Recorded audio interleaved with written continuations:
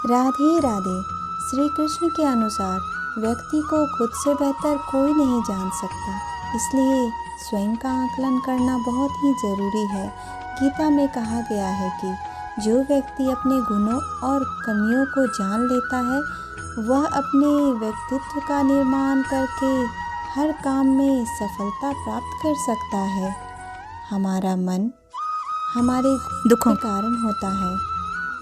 ऐसे में श्री कृष्ण ने कहा है कि जिस व्यक्ति ने अपने मन पर काबू पा लिया वह मन में पैदा होने वाली बेकार की चिंताओं और इच्छाओं से दूर भी रहता है। साथ ही व्यक्ति को अपने लक्ष्य को भी आसानी से प्राप्त कर लेता है। क्रोध में व्यक्ति नियंत्रण खो बैठता है और आवेश में आकर गलत कार्य कर देता है। यहाँ तक कि कभी कभी गुस्से में व्यक्ति का अहित भी कर बैठता है। श्री कृष्ण ने बताया है कि क्रोध को खुद पर हावी नहीं होने देना चाहिए। यदि गुस्सा आए तो स्वयं को शांत रखने का प्रयास करें।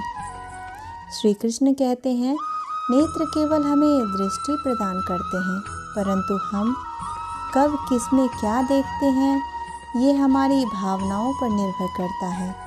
श्री कृष्ण कहते हैं कि मनुष्य को स्वयं को ईश्वर में लीन कर लेना चाहिए। ईश्वर के सिवाय मनुष्य का कोई नहीं होता। इसके साथ ही यह मानकर कर्म करना चाहिए कि वह भी किसी का नहीं है। भगवान श्री कृष्ण कहते हैं कि जिस मनुष्य ने कभी विपत्ति नहीं देखी उसे अपनी ताकत का एहसास कभी नहीं होगा। विपत्तियाँ हर मनुष्य को अंदर से मजबूत बनाती हैं। प्रशंसा चाहे कितनी भी करो, परंतु अपमान बहुत सोच समझ कर करना चाहिए, क्योंकि अपमान वो उधार है जो अवसर मिलने पर हर व्यक्ति ब्याज के अनुसार चुका देता है। गीता में श्री कृष्ण कहते हैं, अहंकार में आकर व्यक्ति अक्सर ही गलत कार्य कर बैठता है, जिसके बुरे परिणाम उसे आगे चलकर भुगतने पड़ते हैं। गीता के अनुसार मनुष्य को अपने दिमाग पर पूरा नियंत्रण रखना चाहिए। यदि हम इसे नियंत्रित नहीं करते तो हमारा दिमाग हमारा ही दुश्मन बन जाता है। भगवान श्री कृष्ण कहते हैं, मनुष्य को फल की इच्छा छोड़कर कर्म पर ध्यान देना चाहिए, क्योंकि मनुष्य जैसा कर्म करता है उसे फल भी उसी के अनुरूप मिलता है। इसलिए कर्मयोगी को कभी भी फल की चिंता नहीं करनी चाहिए। भगवान के अनुसार व्यक्ति को संदेह या संशय की स्थिति में नहीं रहना चाहिए। भगवान श्री कृष्ण कहते हैं कि क्रोध में व्यक्ति खुद का ही नहीं रहता। क्रोध में व्यक्ति अर्थहीन बातें करता है और शास्त्रों में क्रोध को मनुष्य का सबसे बड़ा दुश्मन माना गया है। मनुष्य क्रोध में अपना आपा खोकर कुछ भी कर बैठता है। क्रोध और आंधी को एक समान बताया गया है। दोनों के शांत होने पर पता चलता है कि कितना नुकसान हुआ है और मनुष्य को पता चलता है कि मनुष्य के क्रोध का कारण क्या है। भगवान श्री कृष्ण कहते हैं कि क्रोध को नरक का द्वार बताया गया है।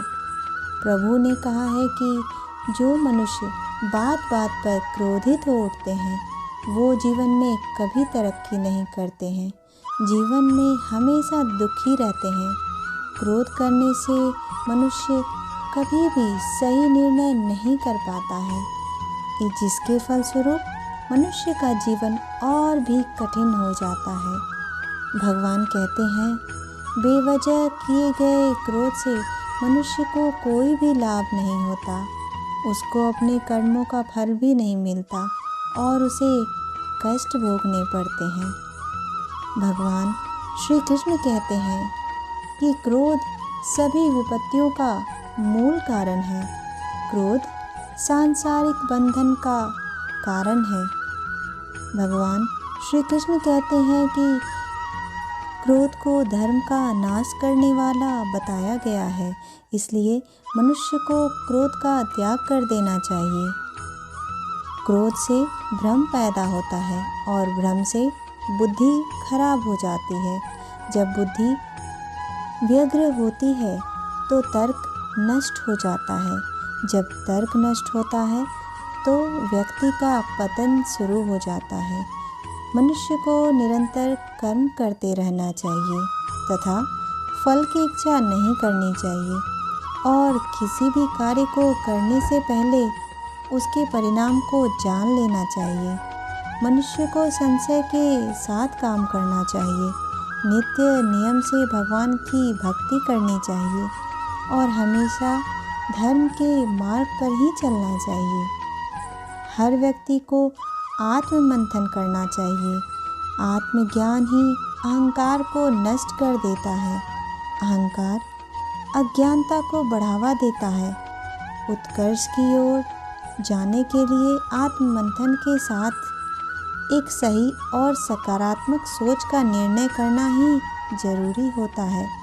जैसा आप सोचेंगे वैसा ही आप आचरण भी करेंगे। इसलिए खुद को आत्मविश्वास से भरा हुआ और सकारात्मक बनाने के लिए अपनी सोच को सही रखें। राधे राधे।